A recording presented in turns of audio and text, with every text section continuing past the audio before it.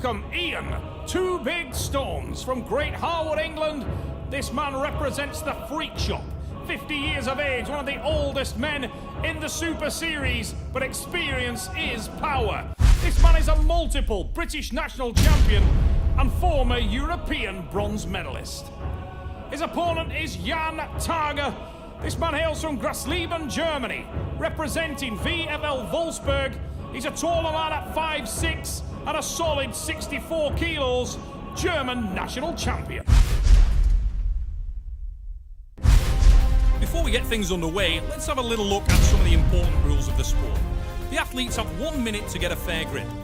Their elbows must remain on the 7x7 elbow pad throughout the round. The referee can award a running foul during the match, which is a little bit like playing an advantage in soccer. And an athlete on a running foul must win the pin in order to get the restart. 2 consecutive fouls by any athlete loses them the round.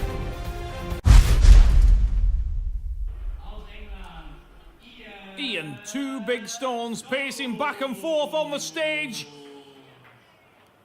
He's obviously got some nerves. He's faced Jan Tager before, as well as his brother Fabian Tager. But it's fair to say that the Tager boys keep getting better. They're on home ground, focused, and Jan is the bigger man. You can see that straight away as the men set up. Look at the development on Tager's forearms. He really is a power athlete. Ian Stones has had problems in the past with leverage. He'll be trying to keep close and tight. He needs to watch for the speed of the German. Oh, and a massive, massive hit there. And Ian Stones has gone on to the running foul. Now, I don't think that the Englishman is aware of that. He's dug in, but his elbow has no base. It's still hovering off the front. He does see the running foul late, but Ian Stones really gets no benefit from dropping that one because he goes 1 pin down and also puts some mileage on the arm. And you can see the elbow wasn't based, and those surges from Jan Tager really do knock a man off his bone line. They don't allow him to balance, don't allow him to set his arm in the match. And Jan Tager with an early win. Ted, the Elf Wilson, working in the corner of Ian Stones, giving him some technical direction. But that will be limited because the leverage of the German in the grey shirt will close down a lot of the options available to Ian Stones. Stones has the power in the hook, and he does set it this time, but his position is bad, and you can see the jawing, ragging approach of Jan Tager and some pain in the arm of Stones early. I really do hope the Englishman has not developed an injury there, because he looked in some genuine discomfort when that one landed. Now he hits his hook there, starts to go on the drive. Now watch this enormous counter-attack. Bang, there it is from Tager. Starts to drive, and again, you can see there, Ian Stones genuinely unhappy as that hits the pad, and I do wonder whether he went straight through his elasticity there.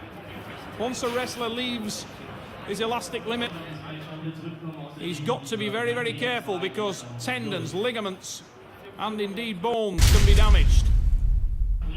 Bleeding heavy, called Ian Stones. Same again, Stones, comes the shout from the crowd, and they only mean the start of the match, not the result. Looking for Ian to set the hook. He must keep tight. He's actually gone for the... Oh, he's sucked back in again there, and that's better from Stones, but I think he has got an injury. That's the second time he's clutched his wrist. Ian Stones is suffering, and it is evident in every match now. Watch this on the start. Cracks over well, sets his hook. The power clearly evident. Then watch this now as Jan Tager drives. Real discomfort, and immediately grips his wrist. Ian Stones is suffering. He's trying to hold on to you then. So then you can make smooth decisions then on where to go. But forget about running, forget about trying to pin. Just get out, just post up and wrist curl. Just once he's flattened under you, you can't go anywhere. Okay? Same again. Look at the pump on the arm of Jan Tager. Ridiculous.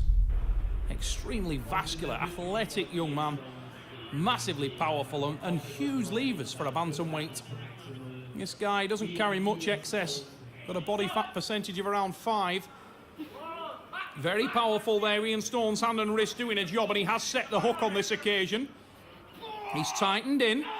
Big counter again from Tager. And as soon as the German applies that side pressure, Ian Stones is feeling some damage in that wrist. He's unable to keep his arm stable. He gets onto the A side with his shoulder, but look, he's out of line with his forearm, and that's leaving his elbow and wrist exposed. And as that drag comes in again, you can see Stones really uncomfortable as the arm hits the pad. For those of you at home, don't worry, you're not seeing double. No need to put the vodka down just yet. The Tager twins are a mirror image. Jan and Fabian, both men German national champions, on different arms. Jan, the man you're looking at in the grey shirt, favours the left arm. His brother Fabian favours the right, and that's an excellent top roll attack. It was an elbow foul. Get out of jail free card for Ian Stones. But I am sure that the Englishman is got a serious problem with that wrist. He's absolutely unable to defend the top of his wrist. His hand control has been lost. He tried again there, and also straight away goes on to the running foul. Now you can see while he's... Oh, it's a second foul, I believe. What have we got there? Oh, red card mid-match. Unbelievably unfortunate for Ian Stones. Some days things go from bad and they get worse, and Ian Stones is experiencing all of that in one day. Significant elbow foul, replaces his elbow, the foul stays live, and he does the same thing again off the front of the elbow pad. Bad day at the office for Ian Stones.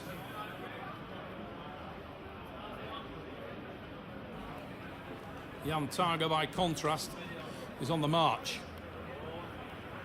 One arrow left for Ian Stones. Shakes his wrist down. Some major problem clearly in that wrist. Far smaller hand. As you can see there, Tager massively dominant in terms of the leverage. The German is really running away with this here. And a much bigger man.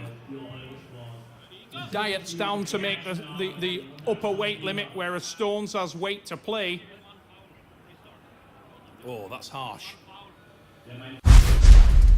Elbow foul given to Ian Stones there. To be honest, I think that's extremely harsh from the German referee. Ian had clearly lost the grip at that point in time, and both men had released. Often when a wrestler is in that situation, they release slowly into the air because they don't want any jarring on the elbow.